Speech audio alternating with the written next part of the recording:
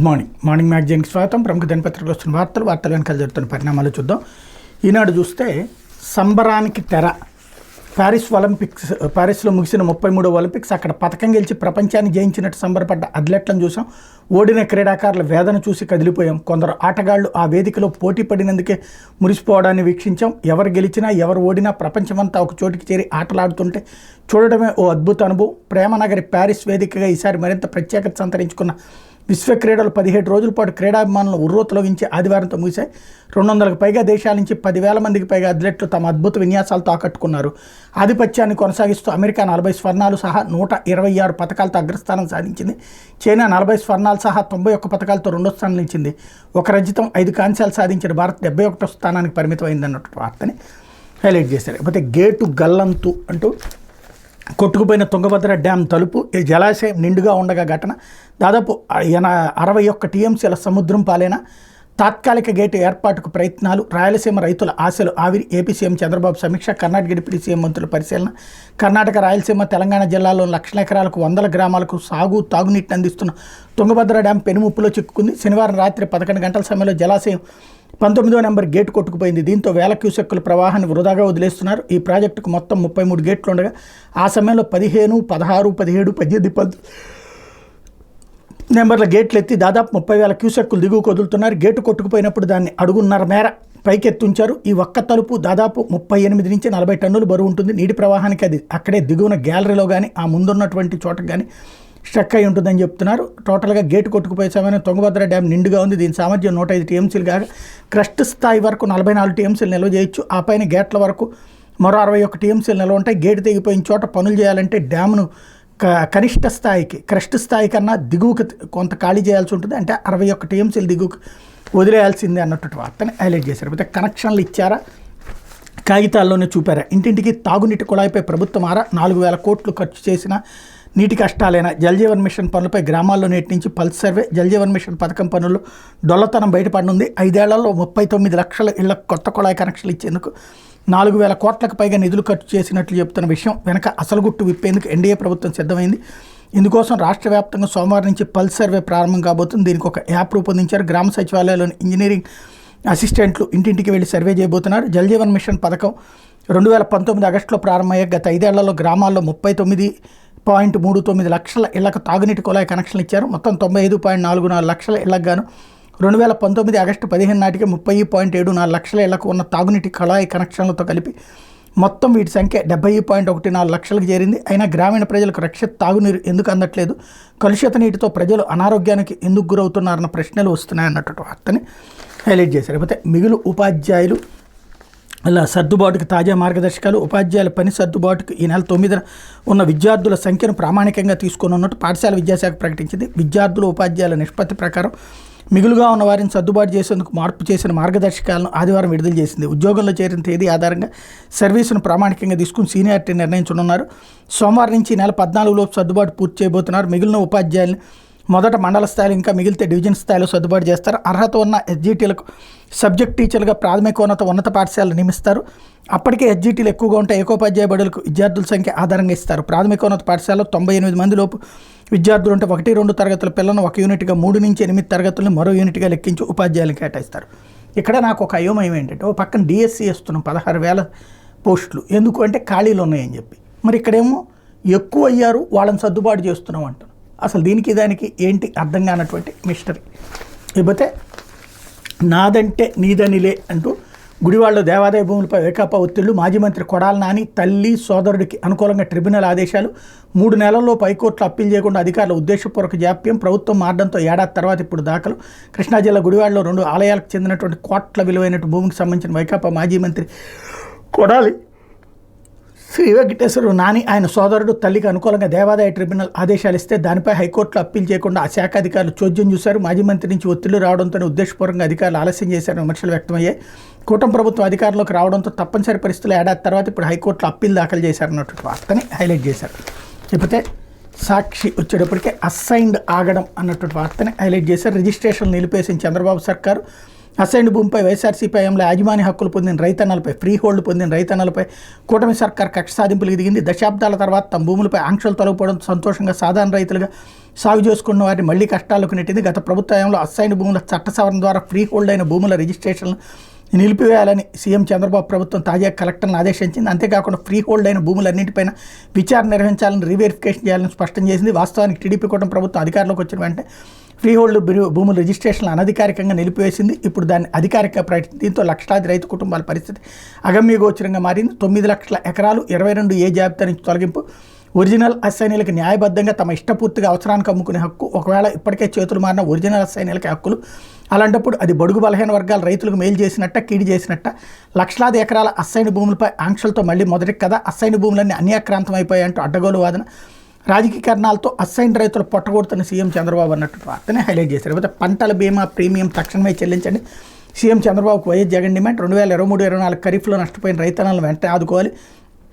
గతంలో ఏటా April May నెలల్లోనే ప్రీమియం చెల్లించి నష్టపోయిన రైతులను జూన్లో ఆదుకున్నాం. 54.55 లక్షల మంది రైతులకు 7,802 కోట్లు అందించి అండగా నిలిచాం. ఇప్పుడు రాష్ట్ర ప్రభుత్వం ఇంతవరకు ప్రీమియం కట్టకపోవడంతో కేంద్రం తన వాటా ఇవ్వలేదు. సూపర్ 6 హామీ కింద 20,000 పెట్టుబడి సాయాన్ని తక్షణమే చెల్లించాలంటూ జగన్మోహన్ రెడ్డి నిన్న చంద్రబాబుకి ట్విట్టర్ ద్వారా రైట్ చేసినటువంటి పాయింట్. ఖరీఫ్ 2023-24 సీజన్కి సంబంధించి ఉచిత పంటల బీమా ప్రీమియాన్ని కూటమి ప్రభుత్వం ఇప్పటివరకు చెల్లించకపోవడంతో రైతులకు పంటల బీమా పరిహారం చెల్లింపులు నిలిచిపోయే ప్రమాదం ఏర్పడిందన్నారు అన్నటువంటి వార్తను హైలైట్ చేశారు. అట్లా కొట్టుకుపోయిన తుంగభద్ర గేటు హైలైట్ చేశారు. మరోవైపున అతివేగానికి 5 ప్రాణాలు బలి, లారీని ఢీకొన్న కారు, చెన్నై తిరుపతి జాతీయ రహదారిలో ఘోర రోడ్డు ప్రమాదం, 4 ఏపీ విద్యార్థులు, తమిళనాడు విద్యార్థి మృతి, మరో 2 పరిస్థితి విషమం అన్నటువంటి వార్తను హైలైట్ చేశారు. మరోవైపున మహిళా జెడ్పీటీసీ పై టీడీపీ గుండాల దాడి, పల్నాడు జిల్లాలో గారపాడులో దౌర్జన్యకాండ, సెల్ ఫోన్ పగలగొట్టి వైఎస్ఆర్సీపీ జెడ్పీటీసీ తల్లిని గాయపరిచిన వైను, జెడ్పీటీసీ స్వర్ణకుమారి భర్తను తమకు అప్పగించాలని వీరంగం, భయంతో ఇంటి లోపల తాళాలు వేసుకున్న కుటుంబ సభ్యులు, జెడ్పీటీసీ భర్త శివాజీని గ్రామంలోకి రావద్దని పోలీసులు హుకుం అన్నటువంటి వార్తని హైలైట్ చేశారు. అయితే మాయమైపోతున్నాడు రైతన్నవాడు, సాగుకు యువత దూరం, వ్యవసాయం ఆశించదగ్గ వృత్తి కాదంటున్న గ్రామీణ యువత, సాగులో అడుగు పెట్టలేమంటున్న 70% యువకులు, ఆదాయ మార్గాలు బాగున్న వృత్తుల వైపే చూపు, ఉత్పాదకత లేని కారణంగా సాగును వదిలేస్తామంటున్న 60% రైతులు. State of rural youth employment report 2024లో వెల్లడి. చివరికి మనం అవి కూడా విదేశాల నుండి తెచ్చుకోవాలి, లేకపోతే విదేశాల నుండి మనుషులు తెచ్చుకుని చేసుకోవాల్సినటువంటి పరిస్థితి వస్తుందేమో తెలియదు. అయితే టీచర్ల సర్దుబాటుపై కొత్త మార్గదర్శకాలు అన్నటువంటి వార్తని ఇక్కడ హైలైట్ చేశారు. లేకపోతే ఆంధ్రజ్యోతి వచ్చేటప్పటికి 65 టీఎంసీలు కొట్టుకుపోయిన తుంగభద్ర గేట్ హైలైట్ చేశారు. మరోవైపు సూపర్ డ్రామాలు అంటూ నాడు వైసీపీ పెద్దలకు ఊడిగొని నేడు కూటమి సర్కారు వదిన, టీడీపీకి వీరభక్తులమంటూ బురిడి, మేము వైసీపీ బాధితులమైనట్టు గగ్గోలు. నిన్న మొన్నటి వరకు వైసీపీ పెద్దలకు ఊడిగం చేశారు, వారి అడుగులకు మడుగులొత్తుతూ వారు చెప్పిన దానికల్లా తలోపారు. మీ మాట మాకు శిరోధార్యం అంటూ తూచా తప్పకుండా పాటించారు. వైసీపీ నేతల కళ్లల్లో ఆనందం చూడటం కోసం ప్రతిపక్ష నేతలు నానా హింసలు పెట్టారు. తీరా ఎన్నికల ఫలితాలు వచ్చి రాష్ట్రంలో ప్రభుత్వం ఆడడంతో ఇప్పుడు ప్లేట్ ఫిరాయించి సరికొత్త డ్రామాకు తెరదీశారు. టీడీపీకి వీరభక్తులమని ముసుగు వేసుకోవడంతో పాటు తాము కూడా వైసీపీ బాధితులమైన గత ప్రభుత్వంలో నానాగచాట్లు పడ్డామని నమ్మవలుకుతున్నారు. తమపై టీడీపీ ముద్ర వేసి వేధించారంటూ టీడీపీ నేతలు బురిడి కొట్టించి కీలక పోస్టుల కోసం పైరువీలు చేస్తున్నారు. వీరిలో కొందరు ప్రయత్నాలు ఫలించి వారు కోరుకున్న పదవులు దక్కడంతో మిగిలిన వారు కూడా రెట్టించిన ఉత్సాహంతో కార్యరంగంలోకి దిగిపోతున్నారు. వీరిని చూసి ఏ ఎండకు ఆ గొడుగు పట్టడం అంటే ఇదేనేమో సీనియర్ అధికారులు ముక్కులు వేలేసుకుంటున్నారు అన్నటువంటిది. ఇది సాధారణంగా గల్లీ స్థాయి దిగజారిపోయినటువంటి కార్యకర్త మాట్లాడుకునేటటువంటి మాట తప్పించి మరి ఏముండదు. ఆ కార్యకర్తకు ఉండే పిచ్చ కంటే ఈ పిచ్చ ఎక్కువైపోయింది. ప్రభుత్వ ఉద్యోగి అంటే ఇక రేపు పొద్దున ఇప్పుడు ఆంధ్రజ్యోతి రాసే వార్తలు చూస్తుంటే ఎట్టుందంటే, ఇక ఎవరన్నా ప్రభుత్వం వస్తే మొత్తం ప్రభుత్వ ఉద్యోగులు, ఎమ్మెల్యేలు, ఎంపీలు మొత్తాన్ని తీసేసి మళ్ళీ కొత్త వాళ్ళని పెట్టేసుకుని గ్రౌండ్ లెవెల్ నుంచి పంచాయతీ దగ్గర నుంచి అందరినీ కొత్త ఉద్యోగుల్ని తెచ్చుకోవాలన్నమాట. ఎందుకంటే ప్రభుత్వ ఉద్యోగి అనేవాడు ఎప్పుడూ వాళ్ళే ఉంటారు, ఎవడొచ్చినా ఆ ప్రభుత్వం పనిచేయాలి. ఇప్పుడు తెలుగుదేశం పార్టీ చెప్పిన పని కాకుండా జీ హుజూరు అని కాకుండా నేను జగన్ మాట వింటాను, జగన్ వెళ్ళి కనుక్కుని వస్తానని ఎవడన్నా చెప్తాడా? ఏ ప్రభుత్వ ఉద్యోగి అయినా చెప్తాడా? కామన్ సెన్స్ లేని జర్నలిజం. గల్లీ స్థాయి కార్యకర్తల్ని సంతృప్తి పరచడానికి రాస్తున్నారు, లేకపోతే రెచ్చగొట్టడానికి రాస్తున్నారు. కానీ ఇలాంటి దిక్కుమాలిన వార్తలతోనే చంద్రబాబు గారికి అతిపెద్ద లాసు. ఇక ప్రతి ఒక్క ఉద్యోగిని బెదిరించడమే. ఎవరన్నా వీళ్ళు చెప్పిన మాట అనకపోతే నువ్వు వైఎస్ఆర్ కాంగ్రెస్ పార్టీ అని ముద్రేయడు. తద్వారా వాళ్ళు ఇక్కడ పనిచేస్తే రేపు పొద్దున ఇరుక్కుపోయేటటువంటి పరిస్థితి ఉంటుంది. సిస్టమ్ని కొలాప్స్ చేసేటటువంటి ఒక దరిద్రపు జర్నలిజం ఆంధ్రాని పట్టి పీడిస్తోంది. లేకపోతే బ్యాండ్ వేసిన చర్యలు ఏవి అంటూ వైసీపీఎంలో టీడీఆర్ బాండ్ల స్కామ్, అప్పటి ఉన్నతాధికారి నేతృత్వ దోపిడీ, పట్టణ మాస్టర్ ప్లాన్ మాటను మస్కా, భూసేకరణ జరగకుండానే బాండు జారీ, కప్పిపుచ్చుతున్న అప్పటి అధికారులు, వైసీపీ నేతల అడ్డగోలు దోపిడీపై మౌనం, కొత్త సర్కారు వచ్చిన వారిపై చర్యలు శూన్యం, సమగ్ర విచారణ చేస్తే మరిన్ని వెలుగులోకి అన్నటువంటి వార్తని హైలైట్ చేశారు. అయిపోతే ఆర్టీఏలో దుష్ట చతుష్టయం అంటూ మరొకటి, కేంద్రం చెక్ పోస్టులు తీయించేసిన చెక్ పాయింట్ల పేరుతో ఆ నలుగురు స్కెచ్ సంపత్ తరలిపోతుందంటూ ఒప్పించే ఎత్తు, దోపిడీకి మాస్టర్ ప్లాన్ సిద్ధం, అవినీతికి బ్రేకులు వేస్తామంటున్న మంత్రి, నేడు సీఎం సమీక్ష తర్వాత కీలక నిర్ణయం. ఆ నలుగురిలో ఒకరు సీమలో పెద్దిరెడ్డి కుడిభుజం, మరొకరు భారతీ విధేయుడు, గోదావరిలో ఏసీబీ కేసులు ఉన్న అధికారి, మంత్రి పేషీలు ఏ ఉద్యోగి. ఇది కూడా అంతే, ప్రభుత్వం ఏదో డబ్బులు సంపాదించుకోవడానికి ఒక కొత్త కాన్సెప్ట్ వేస్తుంది. దీన్ని తీసుకెళ్ళి వాళ్ళందరూ జగన్ మనుషులు కాబట్టి అన్నటువంటి. ఇప్పుడు పాపం చంద్రబాబు గారికే ఇదో పెద్ద తలనొప్పి కాబోతుంది. ఏ నిర్ణయం తీసుకోవాలన్నా లేనిపోని అన్నీ తీసుకుని వచ్చి. లేకపోతే జేపీసీతో నిగ్గు తేల్చాలి, సెబీ చైర్పర్సన్పై హిండెన్బర్గ్ ఆరోపణల మీద దర్యాప్తు జరగాలి, మాధవి రాజీనామా చేయాలి విపక్షాలు, సుప్రీం సుమోటోగా స్వీకరించాలి ఖర్గే, జేపీసీ అంటే మోడీకి భయం రాహుల్, తక్షణం దర్యాప్తు జరిపించాలి యేచూరి, ఆర్థిక వ్యవస్థల హైజాక్ ఆర్జేడీ, ఇదంతా విదేశీ కుట్ర, విపక్షాలు వారికి సహకరిస్తున్నాయి బీజేపీ, ఆరోపణలు పచ్చి అబద్ధాలంటే మా ఆర్థిక వ్యవహారాలు తెరిచిన పుస్తకం, అదాని గ్రూపులు పెట్టుబడులు లేవు, సెబీ చీఫ్ స్టేట్మెంట్ ఇక్కడ హైలైట్ చేశారు. ఆ హిండెన్బర్గ్ అనేటువంటిది ఒకసారి మోసం చేసింది, అదే సంస్థ మళ్ళీ మోసం చేస్తుంటే ఆ మోసానికి తాళం వేసేటటువంటి దరిద్రం మన దేశంలో పట్టి పీడిస్తోంది.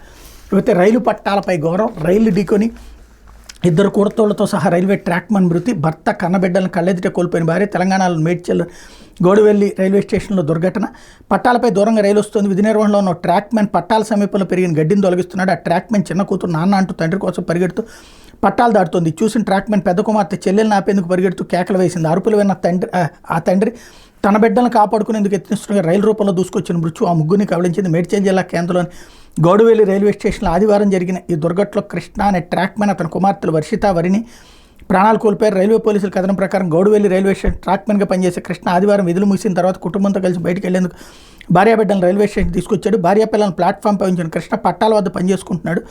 మరోపక్క ప్లాట్ఫామ్పై ఆడుకుంటున్న వరిని తండ్రిని చూసి అతని వద్దకు వెళ్లేందుకు పరుగు తీసింది. ప్లాట్ఫామ్ చివరికి వెళ్లి పట్టాలు దాటి యత్నం చేసింది. గమనించిన కృష్ణ పెద్ద కుమార్తె వర్షిత చెల్లెలను ఆపేందుకు ఆమె వెంట పరిగెత్తింది. మరోపక్క పిల్లలు ఉన్న ట్రాక్ మీద రైలు వస్తుండని గమనించి కృష్ణ వారిని కాపాడేందుకు పరుగు తీశాడు. అయితే ఆ ట్రాక్ మీద సికింద్రాబాద్ వెళ్తున్న రాయలసీమ ఎక్స్ప్రెస్ వారు ఇండి కొట్టగా చెల్లాచెదురుగా ఎగిరిపడ్డ ముగ్గురు అక్కడికక్కడే మరణించారు. కళ్ళ ముందే తన ఇద్దరు పిల్లలు భర్తను కోల్పోయిన కవిత ఒక్కసారిగా కుప్పకూలిపోయింది. ఈ ప్రమాదం మీద రైల్వే అధికారి ఇచ్చిన ఫిర్యాదు మేరకు కేసు నమోదు చేసిన పోలీసులు దర్యాప్తు చేస్తున్నారన్నటువంటి వార్తని హైలైట్ చేశారు. లేకపోతే యోగాలో అవినీతి ఆసనం, 200 టీషర్ట్లు 450 రూపాయలు కొనుగోలు, ఆయుష్లో బయటపడ్డ అక్రమాలు, మొన్న ప్రింటింగ్ మెటీరియల్ నొక్కేశారు. ఇప్పుడు యోగా దినోత్సవంలో గోల్మా, అధిక ధరలకు యోగా కార్యక్రమం మ్యాట్లు, అల్పాహారానికి 1,00,000కు పైగా బిల్లు, విచారణ చేస్తే మరికొన్ని వెలుగులోకి అన్నటువంటిది. టీషర్ట్ 450 రూపాయలు 200 రూపాయలు అంటూ కొత్తది, వీళ్ళు మేము ఏది చెప్తే అదే అన్నటువంటి కోణంలో రాసుకొస్తున్నారు. గవర్నమెంట్ పెట్టేటప్పుడు మిగతాది ఆటోమేటిక్గా 450 రూపాయలు అవుతుంది. అయినా వాళ్ళ టీషర్ట్ 200 రూపాయలది రావాలంటే రోడ్డు పక్కన ఉన్నటువంటి సెకండ్ హ్యాండ్ కూడా రావట్లేదు 200 రూపాయలకి టీషర్ట్. అది కామన్ సెన్స్తో ఆలోచిస్తే కనబడేటటువంటి. కాకపోతే ఇక్కడ మనం వేరే కోణంలో ఆలోచిస్తున్నాం కాబట్టి అట్లాగే నడుస్తుంది. ఇంకోతే వైసీపీతో అంటకాగితే ఉత్తములే అంటూ దేవాదాయ శాఖ కీలక అధికారి సిఫారసుతో సేవా పథకం, 15 ఆగస్టు రోజున లోకేష్ చేతుల మీదుగా సత్కారం, బాపట్ల జిల్లా ఇంకొల్లులో ఫిబ్రవరిలో చంద్రబాబు సభ, దాన్ని అడ్డుకునేందుకు పై అధికారి ఈవో యత్నం, కూటమి ప్రభుత్వం వచ్చిన అధికారి హవా, సామాజిక వర్గం పేరు చెప్పి సిబ్బందిపై పెత్తనం, ఓ మంత్రి అండ ఉందంటూ అనర్హులకు అందలం, ఉత్తమ సేవా పథకాల ఎంపికలో చేతివాటం అన్నటువంటి వార్తని హైలైట్ చేశారు. ఇది దినపత్రికలో వచ్చిన వార్తలు వెనకాల జరుగుతున్న పరిణామాలు.